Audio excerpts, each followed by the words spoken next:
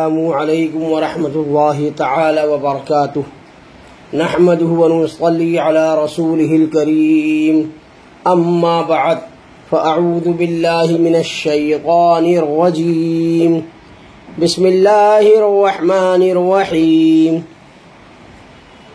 حصول برکت کے لیے بار درود شریف پڑھ لیجئے۔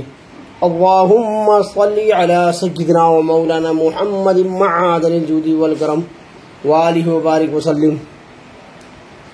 محترم حضرات، میں جیش محمد مصباحی آج پھر آپ کی خدمت میں ایک اور ویڈیو لے کر کے حاضر ہوا ہوں، جس کو میں نے بنی اسرائیل کا فاسق انسان کے نام سے موسوم کیا ہے۔ تو سامعین، واقعہ اس طرح ہے کہ بنی اسرائیل میں ایک نہایت ہی فاجر و فاسق انسان تھا، جو اپنی بد کرداریوں سے کبھی باز نہیں آتا تھا۔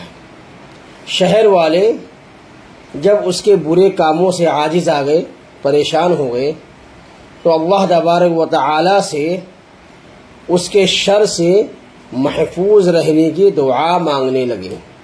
اللہ تبارک و تعالی نے حضرت موسیٰ علیہ السلام کی طرف وحی کی کہ بنی اسرائیل کے فلاں شہر میں ایک بدکار جوان رہتا ہے، اسے شہر سے نکال دو تاکہ اس کی بدکاریوں کی وجہ سے سارے شہر پر آگ نہ برسے۔ حضرت موسیٰ علیہ السلام وہاں تشریف لے گئے اور اسے اس کی بستی سے نکال دیا۔ پھر اللہ تبارک و تعالی کا فرمان جاری ہوا کہ اسے اس دوسری بستی سے بھی نکال دو جہاں وہ ابھی ہے۔ جب حضرت موسیٰ علیہ السلام نے اس کو اس بستی سے بھی نکال دیا تو اس نے ایک ایسے غار میں ٹھکانہ بنایا جہاں نہ کوئی انسان تھا اور نہ ہی کسی چرند پرند کا گزر تھا۔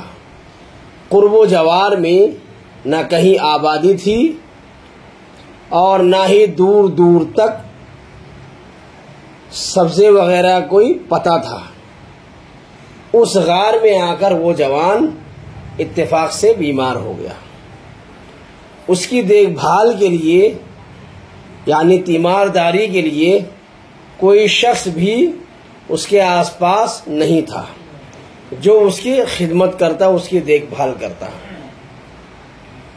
وہ کمزوری اور ناتوانی کی وجہ سے زمین پر گر پڑا اور اللہ تبارک و تعالی کی بارگاہ میں عرض کرنے لگا، کاش اس وقت اگر میری ماں میرے پاس موجود ہوتی تو مجھ پر شفقت کرتی اور میری اس بے کسی اور بے بسی پر روتی۔ اگر میرا باپ ہوتا تو میری نگہبانی، نگہداشت اور مدد کرتا۔ اگر میری بیوی ہوتی تو میری جدائی پر روتی۔ اگر میرے بچے اس وقت موجود ہوتے تو کہتے، اے ہمارے رب، ہمارے عاجز، گنہگار، بدکار اور مسافر باپ کو بخش دے، جسے پہلے تو شہر سے نکالا گیا اور پھر دوسری بستی سے بھی نکال دیا گیا، اور اب وہ غار میں بھی ہر ایک چیز سے نا امید ہو کر دنیا سے آخرت کی طرف چلا ہے، اور وہ میرے جنازے کے پیچھے روتے ہوئے چلتے۔ پھر وہ نوجوان عرض کرنے لگا، اے اللہ، تو نے مجھے والدین اور بیوی بچوں سے تو دور کیا ہے، مگر اپنے فضل و کرم سے دور نہ کرنا۔ تو نے میرا دل عزیزوں کی جدائی میں جلایا ہے، اب میرے سراپا کو میرے گناہوں کے سبب جہنم کی آگ میں نہ جلانا۔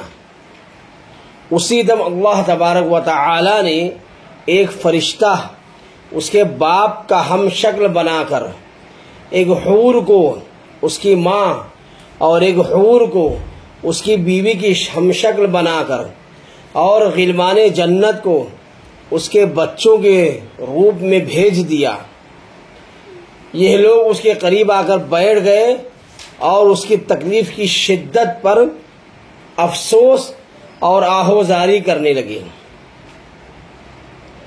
جوان انہیں دیکھ کر بہت خوش ہوا اور اسی خوشی میں اس کا انتقال ہو گیا۔ تب اللہ تبارک و تعالی نے حضرت موسیٰ علیہ السلام کی طرف وحی کی کہ فلاں غار کی طرف جاؤ، وہاں ہمارا ایک دوست مر گیا ہے، تم اس کی تکفین و تدفین کا انتظام کرو۔ حکم الہی کے بموجب حضرت موسیٰ علیہ السلام جب غار میں پہنچے تو انہوں نے وہاں اسی جوان کو مرا ہوا پایا جس کو انہوں نے پہلے شہر اور پھر بستی سے نکالا تھا۔ اس کے ارد گرد حوریں تعزیت کرنے والوں کی طرح بیٹھی ہوئی تھیں۔ موسیٰ علیہ السلام نے بارگاہ الہی میں عرض کی، اے رب العزت، یہ تو وہی جوان ہے جسے میں نے تیرے حکم سے شہر اور بستی سے نکال دیا تھا۔ اللہ رب العزت نے فرمایا، اے موسیٰ، میں نے اس کے بہت زیادہ رونے اور عزیزوں کے فراق میں تڑپنے کی وجہ سے اس پر رحم کیا ہے، اور فرشتے کو اس کے باپ کی اور حور و غلمان کو اس کی ماں، بیوی اور بچوں کا ہم شکل بنا کر بھیجا ہے، جو غربت میں اس کی تکلیفوں پر روتے ہیں۔ جب یہ مرا تو اس کی بیچارگی پر زمین و آسمان والے روئے، اور میں تو ارحم الراحمین ہوں، پھر کیوں نہ اس کے گناہوں کو معاف کرتا۔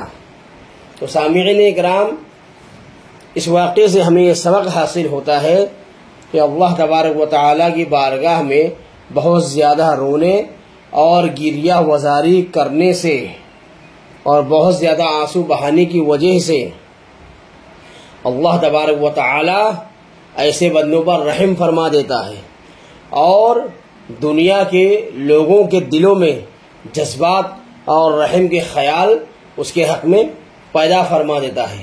تو سامعین اکرام، آج کی میری یہ ویڈیو یہیں پر مکمل ہوتی ہے۔ انشاءاللہ العزیز عن قریب ایک اور ویڈیو لے کر کے میں آپ کی خدمت میں حاضر ہوں گا۔ تب تک کے لیے اجازت مرحمت فرمائیں۔ السلام علیکم ورحمۃ اللہ تعالی وبرکاتہ۔